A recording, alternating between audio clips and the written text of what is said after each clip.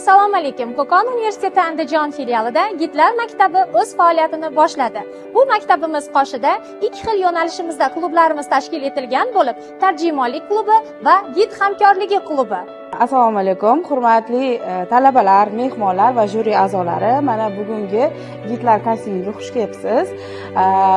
Onlayn bosqichimiz bo'lib o'tdi va hozir bizda offlayn bo'ladi. Offlayn bosqichimizda nima bo'ladi? Sizlarga onlaynda aytib o'tganimizdek gidlik haqida tushuncha beramiz, ozgina qisqacha va undan tashqari sizlar o'zingizlarni mutaxassisliginglar bo'yicha imtihon topshirasizlar, ya'ni test topshirasizlar. Har bir juri a'zolarimiz sizlardan test oladi, ya'ni ingliz tili, rus tili, koreys tili, turk tili va boshqa tillar.